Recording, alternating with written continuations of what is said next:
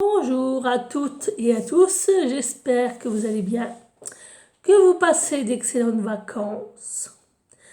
Alors aujourd'hui, je voulais vous faire une petite présentation lecture, donc c'est-à-dire une petite découverte de livres. Il y en a beaucoup, il y a quand même des sacrées piles. Il y a en français bien sûr, il y en a un en allemand pour ceux que ça intéresse. Et je voulais surtout vous parler de ceci. Donc c'est un livre où il y a 150 petites histoires, vous voyez, qui est composé de ceci.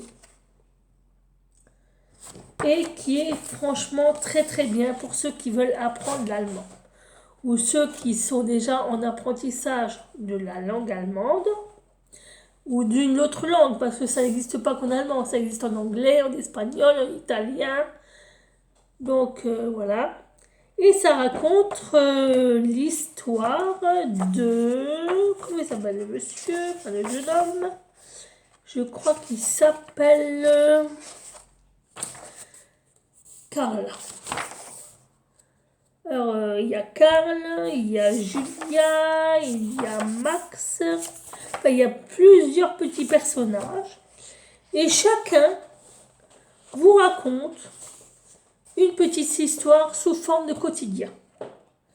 Donc, comme maintenant, on a à l'hôtel, ou dans le taxi, au supermarché, ou une journée au zoo, ou mon portable est capote, ou un petit village allemand, ou alors on vous parle des dates.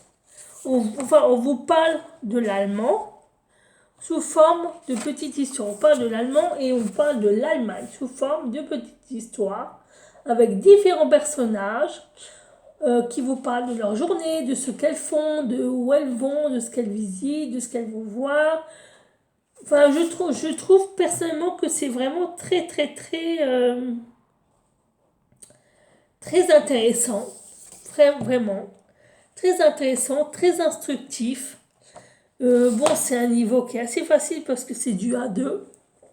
En plus, on peut avoir un livre audio gratuit qu'on peut télécharger. Voilà. Franchement, il est vraiment très bien. Alors, je vous lis la 4e de couverture. Êtes-vous confiant en vos capacités à traduire des phrases en allemand à un niveau A2 ? Mais vous avez de la difficulté à utiliser ces connaissances lorsque vous essayez de les utiliser quand vous parlez. Ce livre vous aidera à régler ce problème en utilisant des techniques comme apprentissage contextuel, reconnaissance de formulation dans les phrases, répétition des structures de phrases clés, application des structures apprises grâce à des questions. Ce livre contient 150 histoires courtes suivies de 3 à 10 questions et de mots-clés, comme je vous l'ai montré. Les histoires couvrent principalement des sujets de la vie de tous les jours, mais couvrent également des célébrations et des fêtes allemandes spéciales. À travers ces histoires, des formulations et des mots-clés sont répétés pour maximiser votre courbe d'apprentissage. Les questions sont formulées de façon à utiliser facilement et rapidement les nouvelles structures de phrases apprises. Et c'est de Philippe Reich. Alors bien sûr, il n'y a pas que celui-là, il y en a plein. Je les ai trouvés sur Amazon, ils sont pas très chers. Ils sont à 5, 6, 7 euros. Peut-être le plus cher, il sera à 10, 15 euros. Mais franchement, ils sont vraiment pas chers du tout. Pas du tout. Et je trouve que c'est vraiment très bien fait parce que vous voyez, vous avez l'histoire, vous avez les questions par rapport à l'histoire et vous avez les mots-clés avec la traduction des mots-clés pour apprendre de nouveaux mots. Et chaque fois, ce sont des nouveaux mots-clés que vous apprenez tout le temps avec des différentes questions. Et c'est vrai que je trouve franchement qu'il est très bien pour ça et je vous le conseille personnellement. J'ai bien aimé. Alors maintenant, alors attendez, on va passer au gros livre. Et on va parler de l'Égypte. Alors je sais qu'il y en a parmi vous qui aiment beaucoup l'Égypte, l'histoire de l'Égypte, la mythologie, les dieux, etc., etc. Et c'est pour ça que j'ai 3 livres à vous présenter sur la mythologie des dieux égyptiens. Alors le premier que je vous présente, c'est mythologie, les dieux égyptiens, Isis, Osiris, Horus, Anubis, Sekhmet et bien d'autres. Alors, c'est aux éditions Quelle Histoire, Mythes et Légendes. Et il est à 14 €. Et la 4e de couverture nous dit « La mythologie égyptienne regorge d'histoires fascinantes. Les plus célèbres d'entre elles mettent en scène le couple divin Isis et Osiris et leur fils Horus, ainsi que le fidèle Anubis au visage canin. D'autres encore se penchent sur le destin hors du commun des déesses Sekhmet, Hathor et Bastet. Leur aventure sont aussi rocambolesque que passionnante. Tu vas voir. Alors, ce livre, il est super. Parce que c'est vraiment les connaissances des dieux égyptiens sous forme de toutes petites histoires. Vous voyez ? Regardez, voyez, vous avez la petite histoire de la première momie, une petite histoire du dieu du roi du royaume des morts, et vous avez chaque fois par chapitre. Donc là maintenant, on va vous parler de Isis, voyez. Pour ce chapitre, on va vous parler de Isis et d'Osiris. Donc voilà, donc vous avez leur histoire à travers des petites histoires très courtes. Et à la fin, vous avez leur portrait. Ainsi qu'on vous raconte un peu l'histoire du commencement de l'Égypte avec Nout, Geb, Seth, Néphi, sarcophage, le sceptre, le fouet, la coiffe d'Isis, la couronne Atef. Et ensuite, vous avez de nouveau un autre dieu, Horus.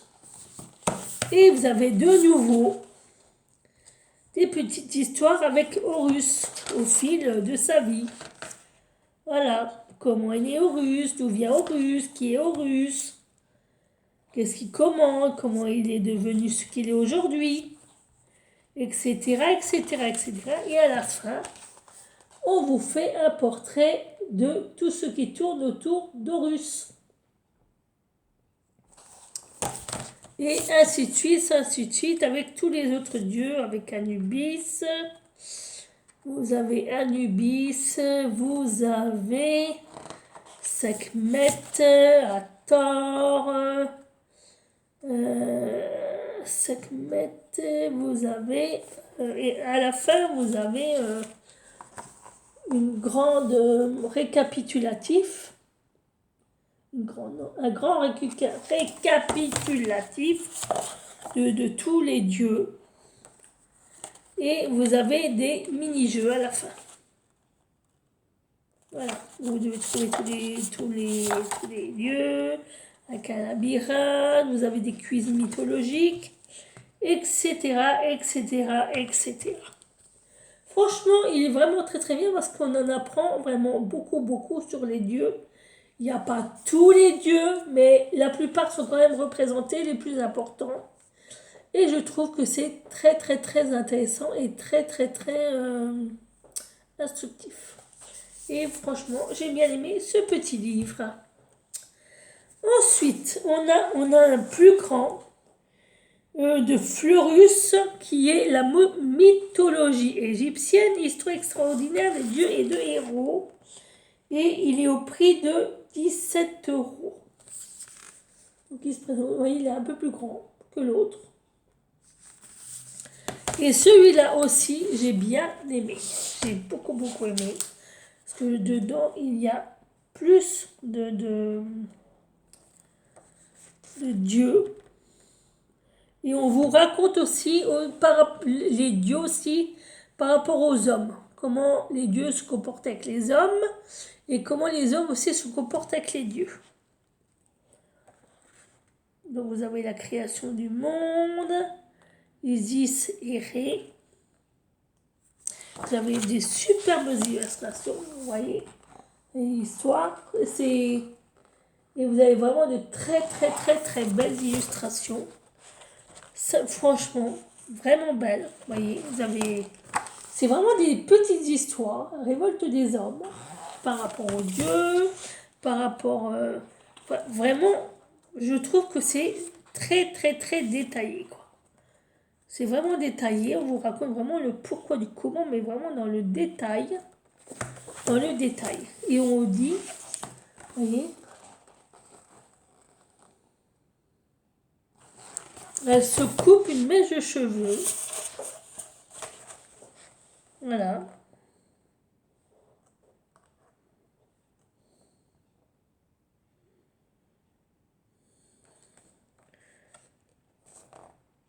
Les dessins sont vraiment variés. Vraiment variés. Vous voyez, la quête d'Isis. Je ne sais pas si vous voyez bien. C'est vrai que vraiment les dessins sont magnifiques. Ils sont vraiment très très très très beaux. Ah, ça, franchement, il est très très bien. Il est vraiment super, quoi. J'ai adoré lire ce livre. J'ai pas fini, hein. On vous parle aussi de la pesée des âmes. Des dieux qui sont concernés par ce rituel. Voilà, le conte des rameuses, Jedi le magicien. Franchement, il est vraiment, vraiment, vraiment super. Il est super ce livre. Il est très, très, très, très, très, très bien.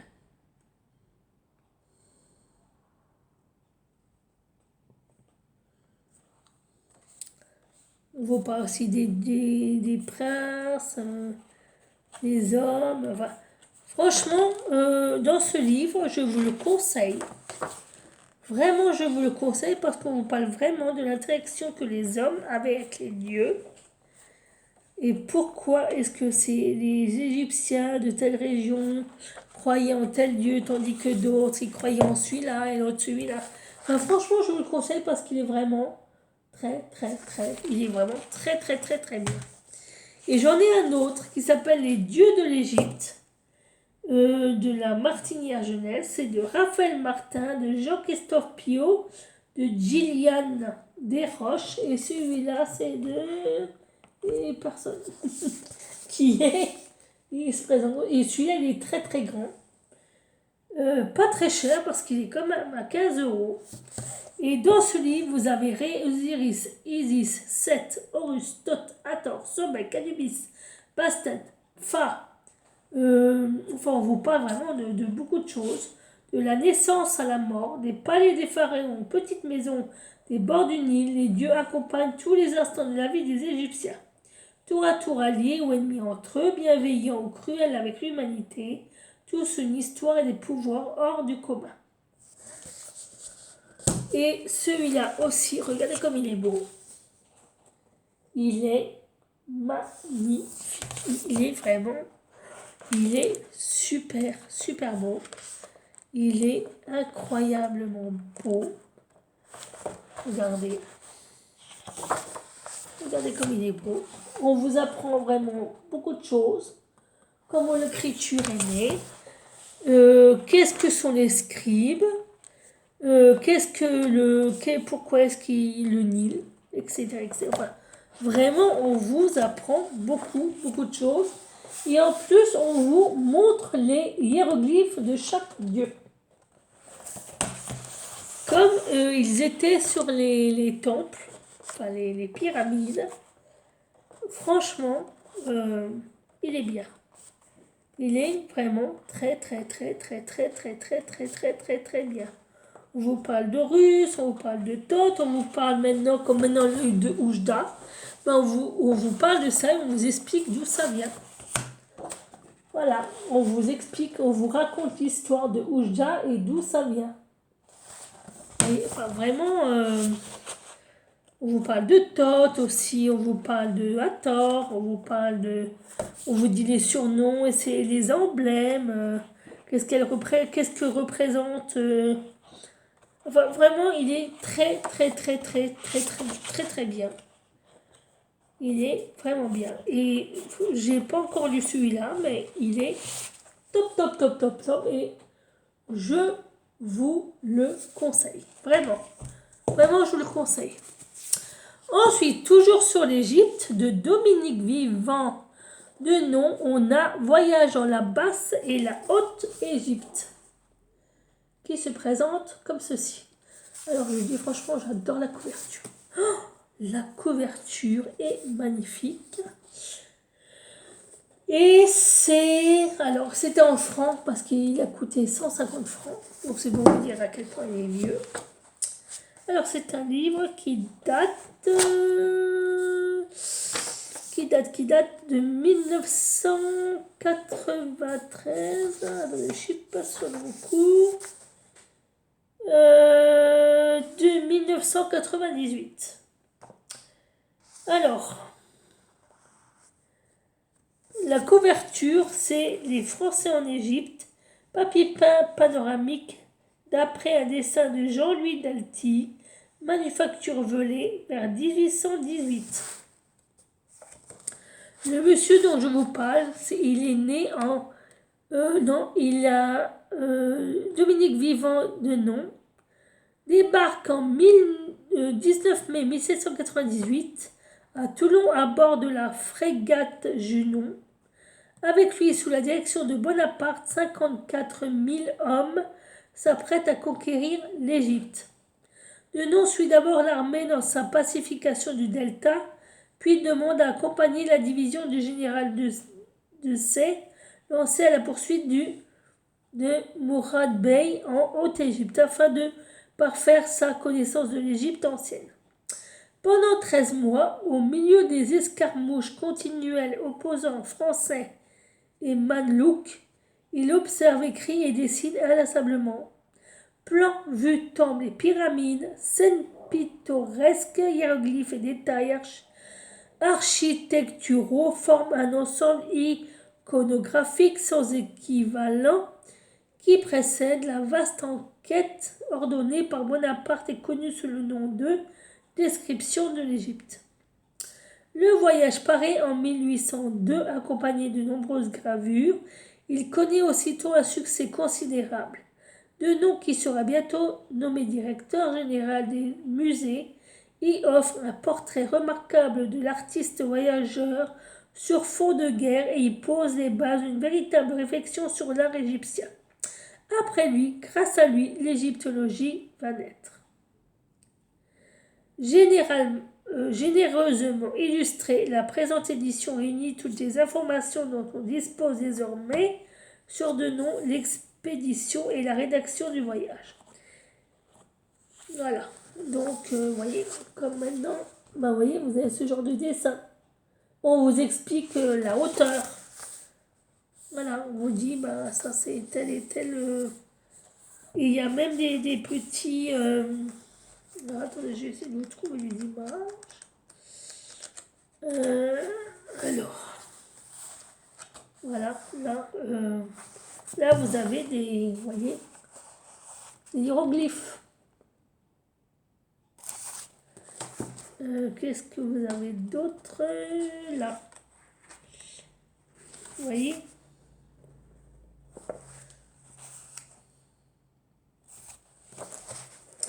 Alors, je n'ai pas encore lu le livre. Parce que je viens de le recevoir. Vous voyez, là, vous avez des hiéroglyphes. Là. Voilà. Alors, qu'est-ce que c'est? Donc, il raconte que tous les blocs que l'on rencontre sur cette route sont couverts de hiéroglyphes. Et semblent être là pour entretenir tenir les passagers. Je fis des dessins de plusieurs de ces rochers. Un plus étanche prétend la forme d'un siège que l'on a achevé en façonnant. Ah oui, donc il raconte ce qu'il dessine et ce qu'il a vu. Donc voilà, si ça vous intéresse, je vous montre de plus près. Voilà, donc il raconte son aventure et son voyage en Égypte. Alors maintenant, on va passer à un autre type de livre, parce que je n'ai pas que sur l'Égypte. J'en ai d'autres aussi à vous présenter. Alors attendez. Oui, voilà, c'est là. Alors, je vais déjà vous présenter ceci.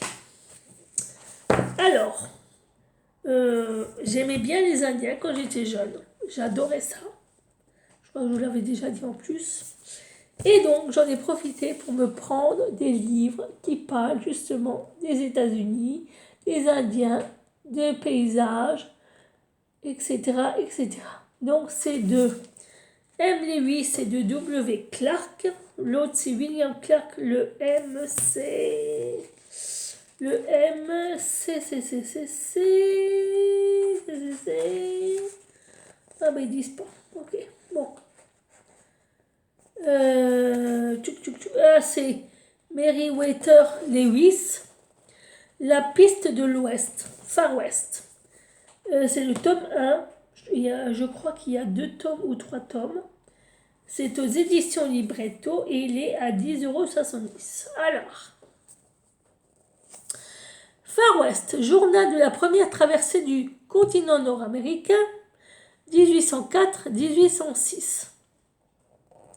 En 1803, tandis que les États-Unis achètent à la France la province de Louisiane, le président Thomas Jefferson décide d'une traversée du continent américain, dans le but de trouver une voie navigable entre le grand fleuve du Mississippi et l'océan Pacifique.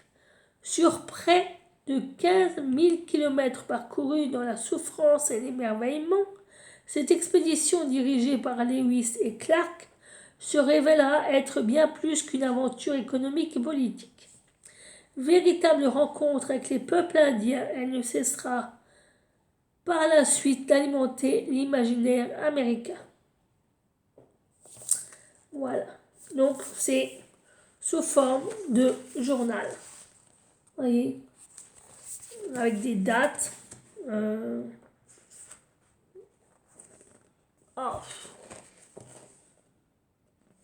Ils sont le papier barque.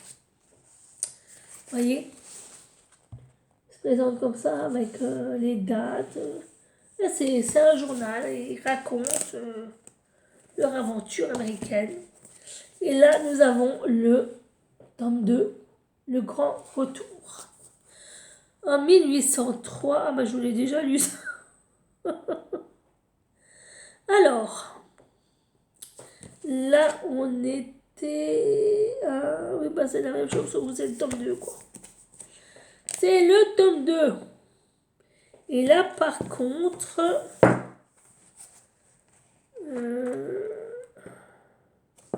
donc, voilà, quoi. C'est les deux mêmes, sauf que... c'est le tome 1 et le tome 2.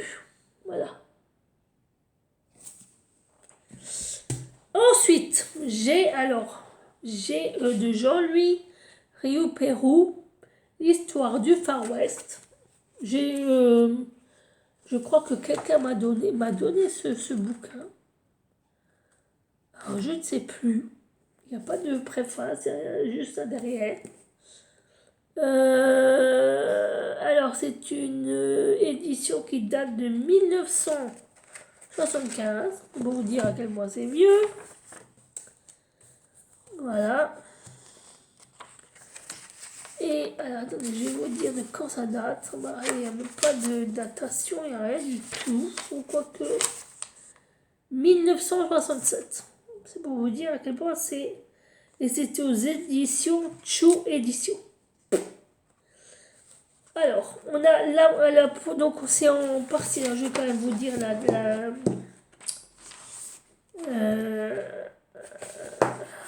Parce que là, c'est un peu compliqué celui-là. Liste et tableaux. Voyage de découverte vers le Haut-Missouri et la Colombie, 1807-1842. Oui, attendez. Non, staff des matières. Voilà, parce que là, il y a plusieurs trucs. Donc, c'est en 3 parties. Donc, la première partie, c'est l'aventure européenne en terre américaine de ses origines à l'achat de la Louisiane, de 1513 à 1804. L'aventure espagnole, l'aventure française, l'aventure anglo-américaine. Deuxième partie, les chemins du Grand Ouest américain, 1804-1848. Avec le pays, l'exploration, l'exploitation économique, l'exploitation politique. Bilan d'une époque. La troisième partie, c'est le demi-siècle qui conquit l'Ouest, 1848-1900. Avec regard sur un demi-siècle, grande ruée vers l'or et l'argent, les moyens de communication, l'histoire du bison, les Indiens et des soldats, les guerres indiennes, l'avance du fermier, histoire du cow-boy, shérif Marshall et hors-la-loi, la fin des grands chemins vers la mythologie. Et c'est tout. Et on a dedans des images, des portraits de Jesse James. Ou alors on a aussi les routes transcontinentales. Vous voyez, franchement, comment dire, il est très très bien ce livre, vraiment. Il est très très très très bien. Vous voyez, parce qu'il raconte vraiment vraiment bien l'histoire du Far West. Alors je crois que c'est le tome 3. Alors attendez, j'ai juste regardé si c'est pas... Parce que... Voilà. C'est pas ça. Voici rien du même auteur parce que vous savez, ces vieux livres, des fois, c'est un peu bizarre. Œuvre de l'auteur. Donc oui, histoire du Far West. Ah oui, donc il y a plusieurs tomes, c'est bien ce que je dis. Donc il y a Histoire du Far West en 1767, donc c'est celle-là. Histoire et légende du Far West mystérieux, la véritable conquête de l'Ouest. Et après vous avez d'autres trucs, mais apparemment celle-là c'est la première d'une trilogie quoi. Alors celui-là je ne l'ai pas encore lu. Faudrait que je m'y mette. Il sent le vieux. Oh, quelle horreur. C'est pas terrible. Mais je vous en dirai des nouvelles. Alors, j'ai retrouvé dans ma bibliothèque le même livre que je viens de vous présenter. La piste de l'Ouest. Donc celui-là, je vais pas vous le présenter. Et là, je vais vous présenter un livre de George Catlin qui parle de toutes les tribus indiennes qui puissent exister et qui a existé aux États-Unis. Leur mode de fonctionnement, leurs cérémonies, leurs us, leurs coutumes, etc. etc. Donc c'est les Indiens d'Amérique du Nord de George Catlin. Voilà, et c'est aux éditions Terre Indienne et c'est aux éditions Albin Michel. Alors, le prix a été enlevé. Alors, je vais vous lire la 4e de couverture. Peintre des Indiens comme un siècle plus tard, Edward Sheriff Curtis fut leur photographe. George Catlin, 1796-1872, avouait sa vie et son œuvre à un peuple qu'il présentait qu'il pressentait menacé de disparition. Très tôt, il abandonne le droit pour se consacrer à la peinture. Sa rencontre à Philadelphie avec une délégation de chefs indiens venus dans l'Est lors d'un traité le marque profondément. Au début des années 1830, il parcourt en tous sens l'Ouest américain, s'aventurant à l'intérieur des territoires inexplorés où il rencontre une cinquantaine de tribus. Pendant 8 ans, il observe et note tout en témoin privilégié. Ce livre est le récit de cet extraordinaire voyage. Il décrit des paysages grandioses, une flore et une faune uniques, mais surtout conquis par leur dignité, leur beauté, leur indépendance naturelle. Il s'attache aux Indiens. À travers les scènes de la vie quotidienne, de la chasse, de la guerre, les coutumes et cérémonies religieuses, c'est tout un monde qu'il immortalise par sa peinture et ses écrits. Ce texte, qui n'avait pas été publié dans son intégralité depuis plus d'un siècle, constitue un document historique et ethnologique inestimable. Et c'est vrai que je l'ai un peu lu. Vous voyez, je veux dire, c'est par lettre. Hein. Lettre numéro 16, village mondain, course discipline. Enfin, franchement, il est très, très, très, très intéressant. Vraiment, il est super, super intéressant. Parce qu'à un moment donné, on y apprend que les Américains, donc, je vous le conseille, et il est au prix de... Je vous ai dit qu'il n'y a pas de prix. Dans ce livre, j'ai appris que les Américains étaient allés voir les chefs indiens. Ils leur avaient dit, écoutez, parce que les chefs indiens, ils avaient une terre où ils faisaient de l'agriculture, ils faisaient pousser des blés, de l'orge, machin, des trucs, ils avaient des... Et les Américains, en voyant ça, se sont dit, bah tiens, nous aussi, on pourrait le prendre pour nous. Et ils ont demandé aux Indiens, ils leur ont dit, bah écoutez, on va signer un traité. Parce que sachant que les Indiens ne savaient ni lire, ni écrire, ni compter, ni rien, ils en ont profité pour leur piquer leur terre. Leur terre qui a été cultivée avec leur technique, leurs coutumes, leurs traditions, leur machin, les Américains se sont dit, c'est nous qui allons dire, c'est nous qui avons inventé l'agriculture. Alors que pas du tout. Les Américains, quand ils sont arrivés en Amérique, ne savaient rien faire. Ils étaient nuls en tout. Ils ne savaient pas cultiver, ils ne savaient même pas faire pousser un haricot, ils ne savaient pas chasser, ils ne savaient pas attraper un animal, ils ne savaient même pas pêcher.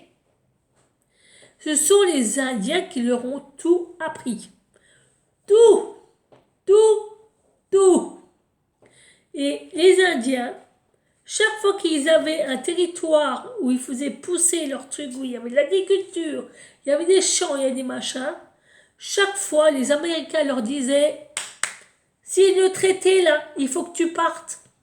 Parce que ces terres, tu vois, il y a une frontière là, là il y a la limite entre toi et moi. Moi je suis là, mais moi je veux être là aussi. Et toi tu es là, et toi tu me gênes, donc écoute, toi en fin de compte, on va te mettre là. Hein? Bah oui, regarde, c'est des terres arides, il n'y a rien, il n'y a pas de champs, tu vas en faire ce que tu veux, c'est des terres sauvages, c'est pas grave, il n'y a pas d'animaux, il y a rien qui pousse, mais tu vas faire pousser. On te connaît, c'est de démerder, fous ton copain là, il faut nous la paix. Donc ça fait que, au fur et à mesure, les Américains, ils ont récupéré tous les terrains comme ça, qui étaient déjà cultivés.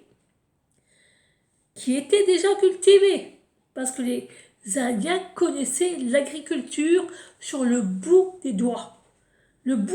Et je vous jure, quand je lisais ça, vous dites, mais c'est pas possible, c'est pas possible. Et chaque fois, ils étendaient leurs champs, ils étendaient leurs trucs. Et chaque fois, en virant les Indiens, on leur disait, ah non, écoute, non. Toi, t'es là, non, moi, je veux pas que tu sois là, toi, tu vas là. T'es bien là. Là, au milieu du désert, il n'y a rien, il y a que des pierres. Ça t'ira très bien, oh gars, il y a un petit peu d'eau là qui passe, c'est cool pour toi là. Non, ça maintenant, c'est à moi. Oui, c'est à moi. Je vais exploiter. Toi, tu sais pas exploiter, tu connais rien de commerce. Moi, je connais, je sais comment on va vendre tout ça. Mais t'inquiète pas pour moi. Et un jour, et c'est comme ça que la guerre a été déclenchée, un jour, il y a un chef indien qui a dit, ah non, non, non, non, non, nous, on ne signe rien et on ne bougera pas. Il est hors de question qu'on parte. On a fait pousser ces plantes, on va les cultiver, on va les manger, et ce sera pour nous.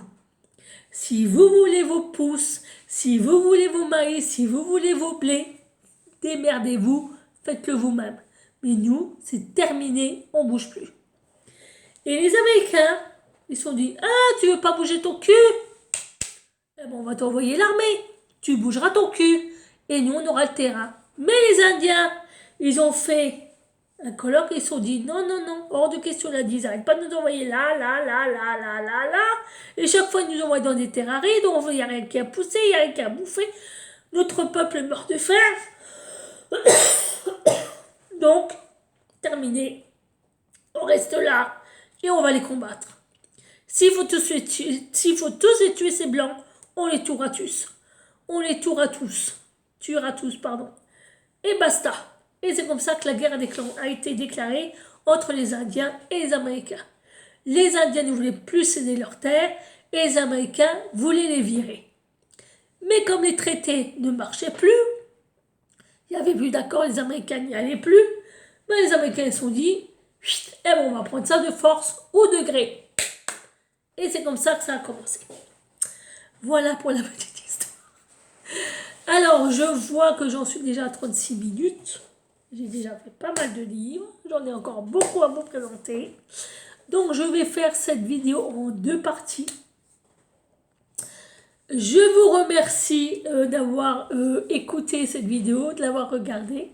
Je vous remercie de votre fidélité, de votre soutien, de votre bienveillance. Merci pour tout, pour vos abonnements, vos commentaires, pour vos likes.